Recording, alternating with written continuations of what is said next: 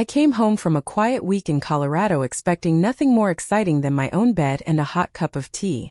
Instead, I found 4 suitcases lined up on the sidewalk in front of my house. At first, I honestly thought someone had made a mistake. I stood there staring at them while dark clouds rolled overhead, trying to make sense of what I was seeing. Then I noticed the note tucked beneath the handle of my largest bag. The handwriting hit me before the words did. Camille. Sharp letters. Fast strokes. Even her penmanship sounded impatient. If you want to stay here, we've set up the garage for you. Your loving daughter-in-law. For a second I couldn't breathe. 35 years in that house. 35 years of birthday parties, scraped knees, Christmas dinners, arguments, repairs, late-night talks at the kitchen table. Damien and I built that home when Sebastian was still in diapers. Every tree in the yard had been planted by our hands. Every room carried pieces of our lives. And now I was standing outside it like an unwanted guest. The taxi hadn't even reached the corner before I pulled out my phone and called the bank. I needed to hear it out loud. Yes, Mrs. Ashbourne. The woman on the line confirmed politely. Your mortgage payment was processed Friday. Everything is current. Of course it was. Because I was still the one paying it. I thanked her quietly and ended the call just as the rain started falling. One cold drop landed on my forehead. Then another. Within seconds, the sky opened up completely. I stood there getting soaked beside my luggage, feeling something inside me crack in a way I hadn't allowed since Damien's funeral. But if I was honest with myself, the signs had been there for months. Maybe longer. The look Sebastian and Camille exchanged whenever I mentioned changing something in the kitchen. The comments about retirement communities where everything would be easier. The way my reading chair mysteriously disappeared into the basement after Christmas. Little things. Except they weren't little at all. The garage door was unlocked. Inside, someone had tried to make the place look thoughtful. A narrow twin mattress sat against the wall beside a cheap nightstand and lamp. My clothes hung from a portable rack. Cardboard boxes filled the corners. Mom's stuff was written across them in thick black marker. Camille's handwriting again. I sat down slowly on the mattress, my knees suddenly weak. The concrete floor underneath felt cold even through my shoes. Through the tiny garage window, I could see the kitchen light glowing inside the house. My house. The one where I'd raised my son. The one where I held my husband's hand while he took his final breath. The one I apparently no longer belonged in. My phone buzzed. A text from Sebastian. Mom, we need the space. Camille's been wanting a home office for months. The garage setup has everything you need. Please don't make this difficult. I read it 3 times. Not because I didn't understand it. Because I did. Every sacrifice I'd ever made for that boy flashed through my mind at once. Sitting beside him through childhood asthma attacks. Working extra shifts when Damien's business nearly collapsed. Helping with college tuition. Babysitting their children whenever they wanted a weekend away. I had spent decades making sure Sebastian never struggled the way Damien and I once had. And somehow, I'd become an inconvenience. The tears came quietly. Hot and humiliating. I didn't answer his text. Instead, I called Celeste. The moment she picked up, she said, Genevieve? What happened? I tried to speak normally, but my voice betrayed me. I need somewhere to stay. A pause. Then softly. What did they do? They moved me into the garage. Silence. Not shocked silence. The kind that comes when someone confirms what you were already afraid might happen.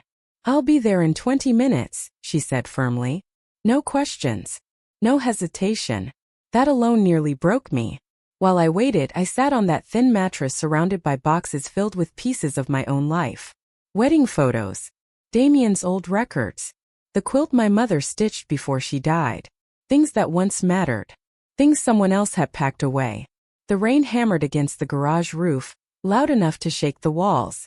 And somewhere beneath the hurt, something else slowly began rising. Not panic. Not grief. Anger. Quiet anger. The dangerous kind. Because Sebastian and Camille had made one very serious mistake. They thought I was weak. They thought being older meant being helpless. Easy to push aside. Too tired to fight back. But I wasn't helpless. And I wasn't done yet.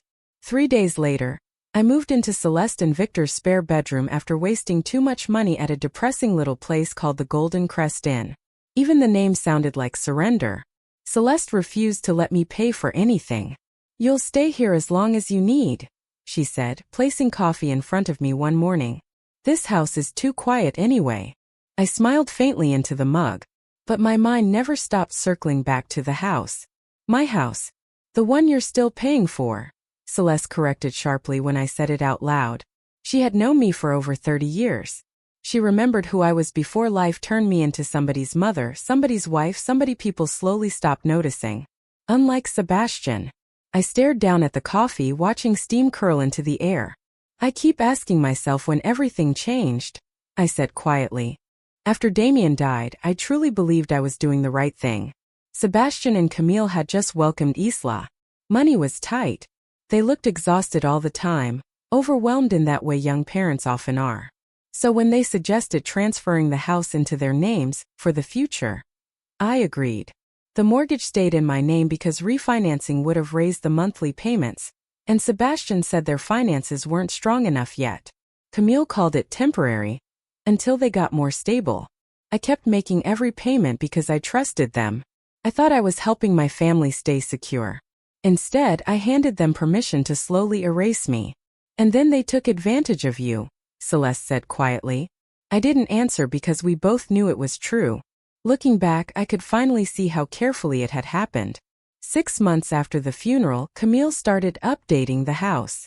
First it sounded harmless. New curtains. Different paint colors. Replacing furniture. But every change somehow pushed me further out. My opinions stopped mattering. My things started disappearing. First into closets. Then the basement. Then plastic storage bins. I still remember the day I caught Camille carrying out Damien's fishing gear for donation. I told her to put it back. She sighed like I was exhausting her and said, "We can't live in a museum forever." A museum. That's what she called my husband's memories. Celeste reached across the table and squeezed my hand. "What did Sebastian say?" I laughed before I could stop myself. Sounded hollow even to me. He told me I needed to adapt to the new normal. The new normal. Apparently that meant pretending his father never existed, and treating his mother like a guest overstaying her welcome. The hardest part was how gradual it all felt. Nothing happened overnight. First they took over the kitchen because my cooking was too old-fashioned. Then my television shows became too loud. Then my gardening somehow became a problem because I was taking over the yard. Even my friends visiting for coffee irritated Camille. Every time I gave in to keep the peace, they pushed a little further. And I let them. That truth hurt more than anything. I kept paying the mortgage because I didn't want them struggling, I admitted softly. I thought if I helped enough, maybe I'd still matter. Celeste's expression softened immediately. "You wanted to feel needed," she said. "No. Worse than that. I wanted to feel loved." That realization sat heavy in my chest. For 2 years, I'd basically been paying rent for a place in my own son's life. My phone buzzed on the kitchen table. A text from Sebastian. "Mom, when are you getting the rest of your things? We want to turn the garage into Isla's playroom." I stared at the message so long the screen dimmed. Celeste grabbed the phone from my hand and read it herself. "Oh, that little." She stopped herself, inhaled sharply, then looked at me with sudden hesitation. "Genevieve, there's something I should have told you earlier." My stomach tightened instantly. "What is it?" She sat down slowly. "Last month Camille came to book club. She'd had too much wine and started talking. Something cold moved through me." "What kind of talking?" "They're planning to sell the house." The room went silent. I honestly thought I'd misheard her. "What?" "They want one of those new homes in Silverthorne Heights," Celeste continued carefully. "Camille said they've already been looking." I felt the blood drain from my face. Sell the house. My house. The home Damien and I spent decades building together. The place where we brought Sebastian home as a baby. Where every birthday candle had been blown out. Where Christmas mornings stretched across decades. Where Damien planted the rose garden for our 20th anniversary. Where he took his last breath while I held his hand beside our bedroom window. And they plan to hand it all over to strangers like it meant nothing. "They think it belongs to them," Celeste said gently. "Legally, maybe it does. Morally, that's another story." I pressed my hands together to stop them shaking. "What am I supposed to do?" Celeste's expression changed then. Harder. Sharper. First, you stop paying a mortgage on a house that no longer belongs to you. I blinked. What? Let's see how confident they feel when the bank starts calling. But my credit. I know, Celeste said. But right now you're destroying yourself financially and emotionally just to protect people who threw you out of your own home. Second, she continued, ignoring me completely, you're meeting my nephew Lucien. He handles elder law and financial exploitation cases. I'm not elderly, I muttered automatically. Celeste raised one eyebrow. You're old enough to deserve respect. That hit harder than I expected, because somewhere along the way I had stopped demanding it. I'd spent years shrinking myself to avoid conflict, speaking less, asking for less, apologizing for existing in my own home. And what had it earned me? A mattress in a garage, boxes labeled mom's stuff, a son asking when I'd finished disappearing. Something shifted inside me then. A slow, steady anger settled into place, the kind that wakes people up. I straightened in my chair for the first time in days. Okay, I said calmly. Let's talk to Lucien. Celeste smiled. There she is. The next afternoon, I sat across from Lucien in his office while he studied my mortgage records. He didn't look like the kind of lawyer I expected. Jeans, Henley shirt, reading glasses pushed into messy brown hair. But his eyes missed nothing. So let me understand this, he said carefully. You transferred ownership of the property while the mortgage remained entirely under your name. But you continued making every mortgage payment? Yes. And your son and daughter-in-law have been living there essentially payment-free? I nodded. Saying it out loud made the entire situation sound ridiculous. Lucien leaned back slowly. And after all that, they moved you into the garage? Heat crawled into my cheeks. Humiliation still lingered under everything else. But Lucien didn't look judgmental. He looked angry. You have legal options, he said. Potentially several.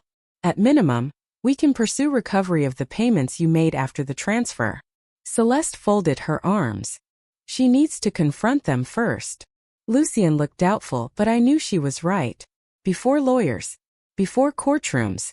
Before consequences. I needed to look my son in the eye one last time and give him the chance to fix this himself. Which is how I ended up standing on my own front porch the following afternoon. My pulse hammered against my ribs as I rang the bell. I'd lived in that house longer than anywhere else in my entire life. And somehow I felt like a stranger waiting for permission to enter. Camille opened the door. Surprise flashed across her face before the smile appeared. Tight, controlled, artificial. Genevieve, she said carefully. We weren't expecting you. I need to speak with you and Sebastian. And this time my voice didn't shake at all. Camille hesitated just long enough to make it clear I wasn't welcome. Then she stepped aside with one of those tight little smiles she wore whenever she wanted to appear polite without actually being kind. Of course. Come in. The moment I walked inside, I felt it again. That awful sensation of being erased. The living room had changed while I was gone. Again. My reading lamp was missing, replaced by some oversized modern thing that looked like it belonged in a hotel lobby. The framed family photos on the mantel had been rearranged too. Several pictures of Damien were simply gone. I noticed immediately. Sebastian walked in from the kitchen drying his hands on a dish towel. Mom, he said cautiously. What are you doing here? I looked directly at him. I came to talk about the house. Something flickered between him and Camille. A quick glance. A warning. Celeste told me you're planning to sell it. Neither of them answered right away, which told me everything. We were going to tell you, Sebastian finally said. When? He shifted uncomfortably. Once things were finalized. Finalized. The word echoed in my chest. This was my home for 35 years, I said slowly. Your father and I built this house together. We raised you here. Camille let out a small breath like she was exhausted already. Genevieve, we understand you're emotionally attached, but we have to do what's best for our family. I stared at her. Your family. Silence. And what exactly am I? Neither of them answered. Sebastian finally crossed his arms and spoke in the same patient tone people use with difficult strangers. Mom, you signed the house over to us. We appreciate everything you've done, but legally it's ours now. We get to make decisions about it. I took a slow breath before speaking again. I've been paying the mortgage every month for the last 2 years. That landed. I saw it immediately in their faces. Not surprise. Recognition. They knew. $1,867 every month, I continued quietly. From my account. Another glance between them. Camille recovered first. We told you it was temporary, Camille said coolly. You chose to keep paying. For a second, my hands actually started shaking. I did it because I was trying to help you, I said. Because that's what family does. And we appreciate it, Sebastian replied quickly. But he didn't sound appreciative. He sounded annoyed. But it doesn't change anything legally. There it was again. Legally. As if that one word erased loyalty, sacrifice, history. So none of it matters? I asked. Not the years I spent building this life? Not everything your father and I gave you? Sebastian rubbed his forehead. Mom, you're making this way more dramatic than it needs to be. Dramatic? I almost laughed.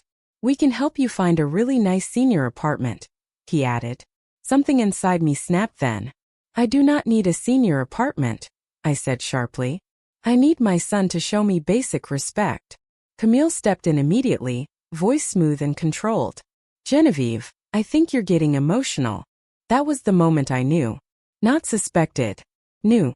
There was nothing left to save here. The boy I raised no longer existed in that room. Whoever stood in front of me now saw me as an obstacle. A burden. Something to manage until I quietly disappeared. And suddenly the hurt gave way to clarity. I stopped the mortgage payments, I said calmly. I knew missing payments could hurt my credit too. But for the first time, Sebastian and Camille would finally have to face the consequences alongside me. Sebastian froze. You what? If you want the house, I continued, you can start paying for it yourselves. Camille's composure cracked first. You can't do that. Actually, I said, I already did. What about our credit? She snapped. We have plans. Yes, I replied softly. I heard about Silverthorne Heights.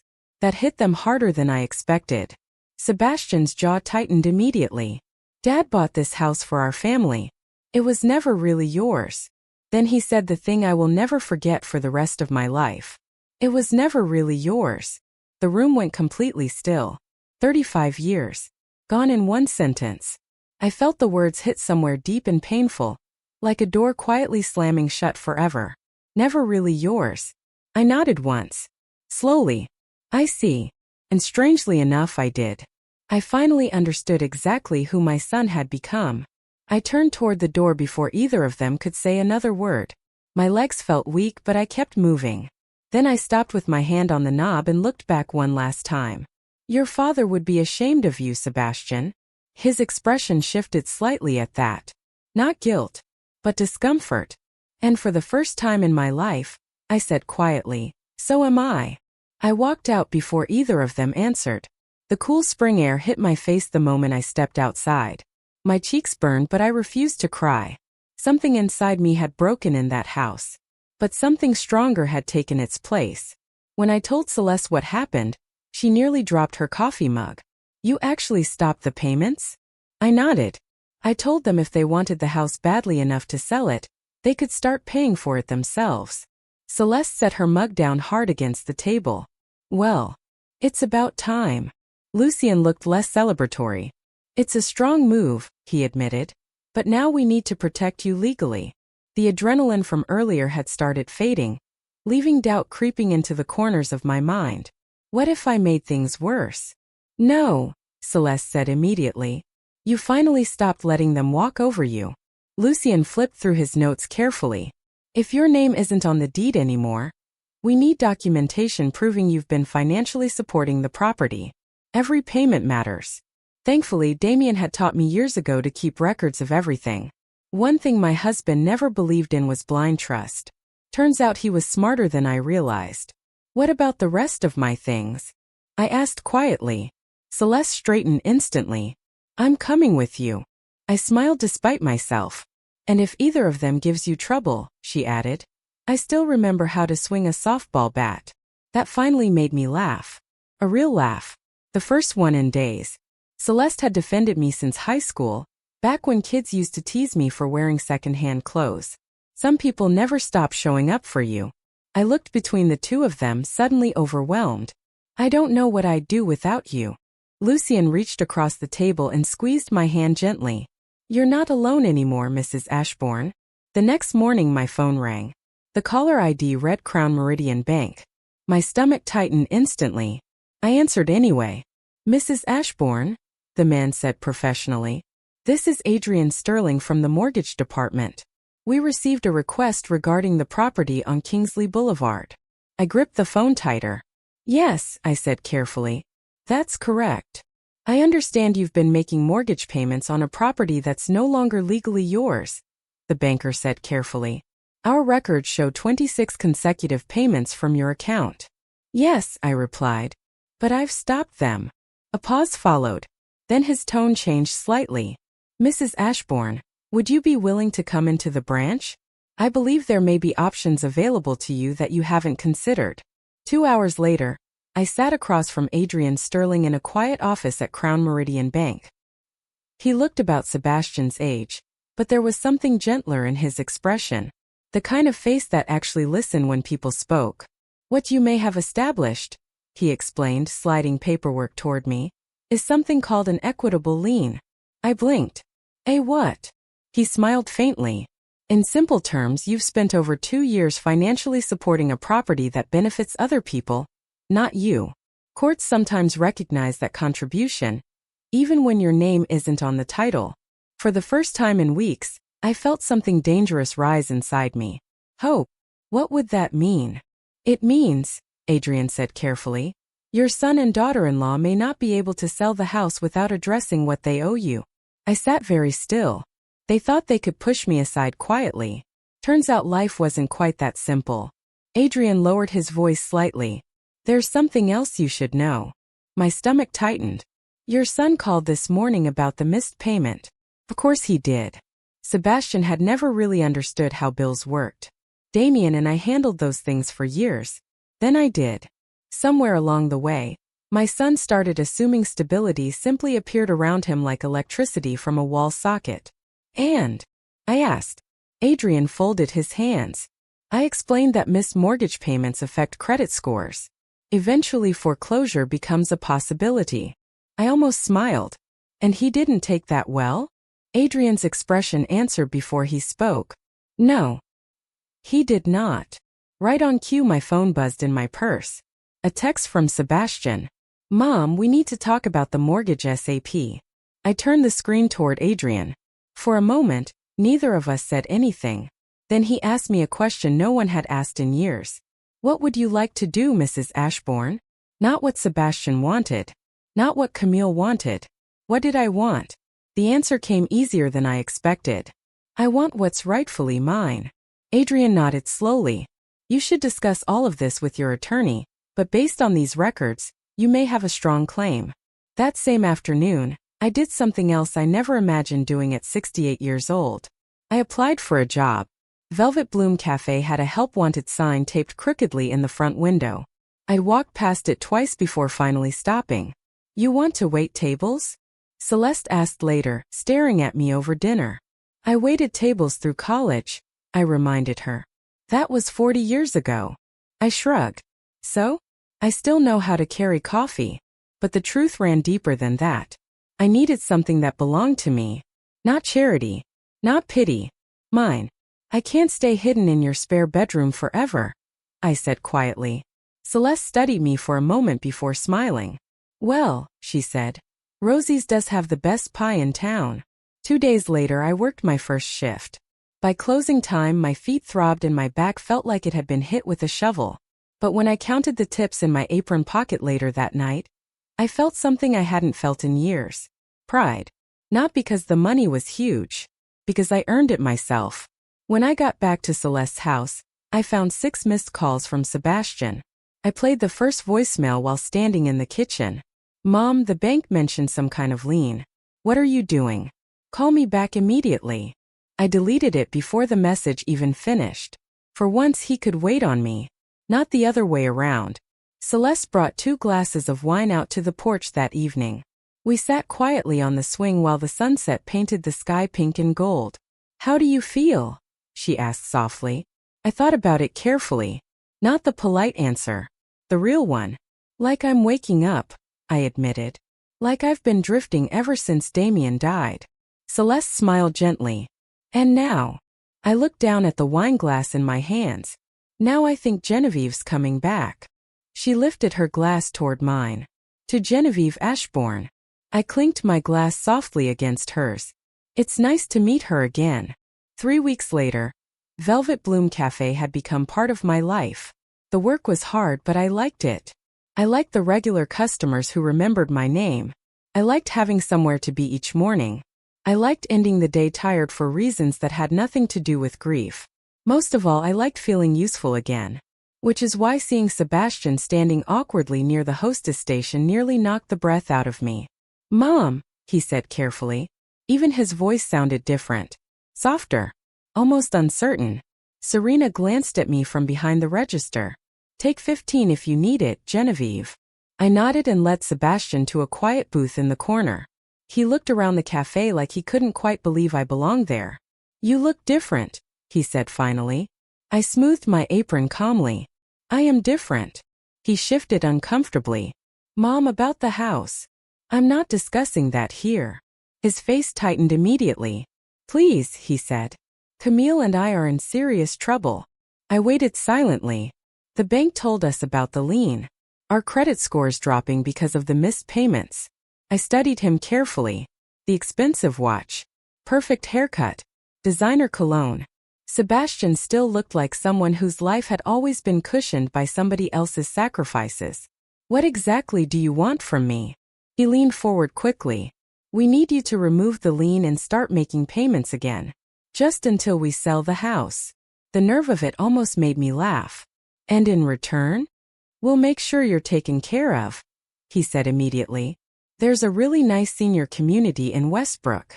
I held up my hand. "Stop." He blinked. "I'm not interested in being taken care of anymore," I said calmly. "I've been taking care of myself for weeks now. And honestly, I'm doing just fine." He glanced around the cafe with visible discomfort. "Mom, be realistic. You can't keep doing this kind of work at your age." "My age? You're almost 70. 68, I corrected. "And apparently strong enough to support an entire mortgage by myself." Sebastian's expression changed the second he realized I wasn't surrendering. The softness disappeared. The frustration underneath finally showed itself. "Fine," he said sharply. "What do you want?" I looked at him for a long moment.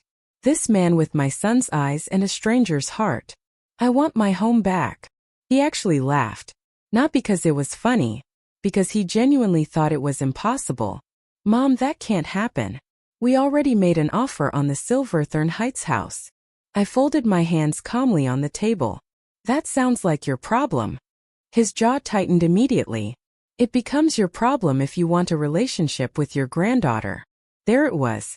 The ugliest thing he'd said yet. Not yelling. Not insults. A threat. My own son using Isla like leverage. I stared at him in disbelief. "Are you threatening to keep me from her?" He looked uncomfortable for half a second, but not uncomfortable enough. "I'm saying families are supposed to support each other." Support. The word nearly made me laugh.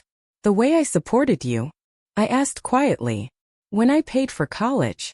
When I watched Isla every weekend so you and Camille could take vacations. When I signed over the house and kept paying the mortgage so you could afford that boat last summer." Sebastian flushed red. "That's not fair." "No," I agreed softly. "It really isn't." My break was almost over. I slid out of the booth and straightened my apron. "Mom, please." For just a second his voice cracked. And I saw it. A glimpse of the little boy who used to crawl into my lap after bad dreams. The child I would have done anything for. But that boy was gone now. In his place stood a man terrified of losing a lifestyle he believed he deserved. "We need this house," he said desperately. "Silverthorne Heights is perfect for us." I looked at him carefully. Then I made a decision. "I'll think about it." Relief flooded his face instantly. "But," I continued, I want everything discussed through Lucien Moreau's office. Tomorrow. 2 o'clock. Thank you, Mom, he said quickly. You won't regret this. But as he walked out of Velvet Bloom Cafe, I already wondered if I would. The next afternoon, I arrived early at Lucien's office. My stomach had been tied in knots since sunrise. Not because I doubted what was fair. Because part of me still hated hurting my son even after everything. Sebastian and Camille arrived exactly at 2, dressed like they were attending a corporate negotiation instead of discussing the woman they'd shoved into a garage. Camille wore confidence like perfume. Too much of it. Thank you for meeting with us, Lucien began professionally. Mrs. Ashbourne has reached a decision regarding the property. We're happy to resolve this reasonably, Camille said smoothly. Lucien slid the paperwork across the desk. Sebastian picked it up first. I watched his expression shift in real time. Confusion. Shock. Then anger. What is this? He demanded. That, I said calmly, is my condition. Camille snatched the papers from his hands. You want us to sell you the house? Yes. For the remaining mortgage balance? She snapped. That's absurd.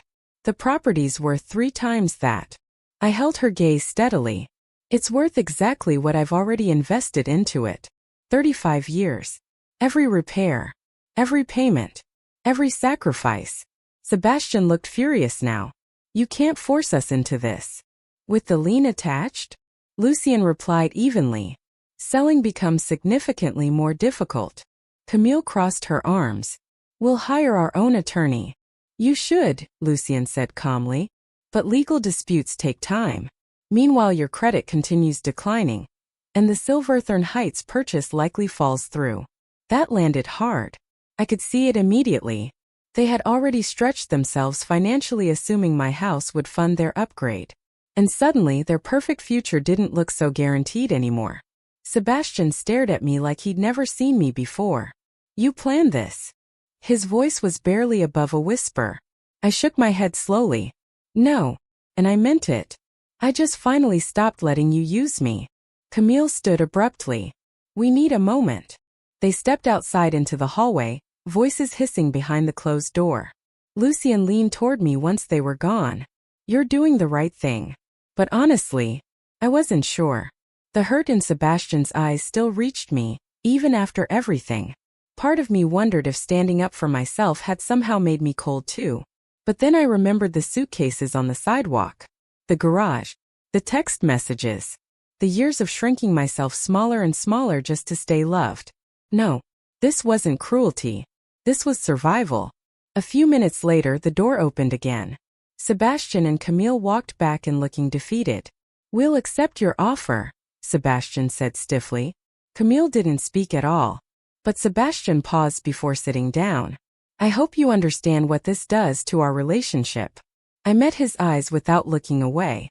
I hope someday you understand what happened when you put my belongings on the sidewalk. Silence filled the room after that. Heavy and final. The first night back in my house, I barely slept. Not because I was unhappy.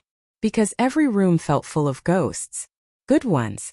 I wandered slowly through the hallway, touching familiar walls as if I needed proof they were still real. My fingers brushed over the marks penciled into the kitchen doorway where we measured Sebastian's height every birthday. I stood in the kitchen remembering the night Damien and I danced there barefoot on our 30th anniversary, because the radio happened to play our song. 3 months had passed since the meeting at Lucien's office. 3 long months of paperwork. Legal filings. Cold conversations with Sebastian and Camille while they packed their things and moved out. The house had changed. Camille had painted several rooms gray and white, stripping away the warmth Damien and I once loved. The kitchen looked sleek and expensive now, but somehow colder. Still, underneath all of it, the house remained ours. The third stair still squeaked. The hallway floor still tilted slightly to the left because Damien never quite fixed it properly. And every afternoon, sunlight still poured through the bay window exactly the same way it always had.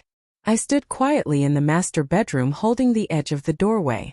This room had seen almost my entire adult life. Love. Arguments. Illness. Laughter. Loss. It was the room where Damien took his final breath while holding my hand. I closed my eyes. I'm home, I whispered. The silence that followed didn't feel empty. It felt peaceful. For the first time in years, I wasn't apologizing for taking up space. I belonged there. The next morning, while unpacking dishes in the kitchen, the doorbell rang. I opened the front door and found Celeste standing there holding a pot of soup in one hand and a bottle of wine in the other. "Housewarming," she announced as she brushed past me into the kitchen. Then she glanced around and added, "Or maybe homecoming." I laughed for what felt like the 100th time since reclaiming the house. Honestly, it felt like both. Celeste set everything down on the counter and slowly turned in a full circle, studying the kitchen with open disapproval. "Good grief," she muttered. "What did that woman do to your cabinets?" I smiled despite myself. "She painted them gray. Apparently oak is outdated now." Celeste snorted loudly. "You know what's outdated? Throwing your mother-in-law onto the sidewalk." That sent both of us laughing. Not because it was fully funny yet, but because humor was easier to carry than pain sometimes. As we unpacked dishes together, Celeste glanced over carefully. "Have you heard from them?" I shook my head. Not since the closing. Sebastian had made his position painfully clear. In his mind, I had chosen a house over family. He still didn't understand that I'd simply stopped sacrificing myself to keep everyone else comfortable. "That's not what happened," Celeste said firmly. "You chose self-respect." Maybe she was right. Maybe that's exactly what frightened them. We opened the wine, clinked glasses softly, and for a moment I just stood there feeling grateful. Because sometimes the people who truly save you aren't the ones connected by blood. The following week settled into something peaceful. Mornings at Velvet Bloom Cafe. Afternoons slowly bringing warmth back into the house. I couldn't afford to undo all of Camille's expensive remodeling, but little by little, the place began feeling like mine again. Family photos returned to the mantel. Colorful pillows replaced the cold gray decorations. And Damien's fishing gear finally hung proudly in the den where it belonged. One Saturday morning, I was kneeling in the front garden planting tulip bulbs when a familiar car pulled into the driveway. My heart jumped before I could stop it. Sebastian stepped out slowly. He looked uncomfortable standing there, almost unsure whether he should approach. "The flowers look nice," he said after a moment. I nodded quietly. "Your father loved tulips." Sebastian looked down at the flower bed. I remember him planting them every fall. For a second, we simply stood there surrounded by silence and dirt and memories neither of us quite knew how to handle anymore. Finally, I brushed soil from my gloves. "What brings you here?" He shifted awkwardly. "We didn't get the Silverthorne Heights house." I wasn't surprised. Their finances had depended on selling mine quickly. "We found an apartment instead," he continued. "Smaller than we planned." There was something different in his voice now. Not humility exactly, but maybe the beginning of perspective. "I'm sorry things turned out that way," I said honestly. And I was. Despite everything, he was still my son. Sebastian stared down at his shoes for a moment before speaking again. "Camille's pregnant." I froze. "The baby's due in January." A strange ache moved through me then. Joy mixed with sadness. Love mixed with distance. "Congratulations," I said softly. He finally looked at me directly. "Isla keeps asking about you." That nearly broke me. She doesn't understand why we stopped visiting Grandma. I swallowed hard against the sudden lump in my throat. "She's always welcome here," I said quietly. "So are you." Sebastian nodded slowly. Then came the part I'd been hoping for without fully admitting it to myself. "Mom, I've been thinking about everything." A small fragile hope flickered inside me. But then he continued. "I'm not saying we handled things perfectly, but you still chose the house over us." And just like that, the hope dimmed again. He still didn't understand. Not really. I looked at him for a long moment before answering. "I didn't choose a house, Sebastian." My voice stayed calm. "I chose not to disappear." He frowned slightly, clearly unconvinced. But for once, I didn't feel the need to explain myself further. "Anyway," he said awkwardly, "I thought maybe Isla could come visit sometimes." It wasn't an apology. Not even close. But it was a crack in the wall. A beginning. "I'd like that," I said.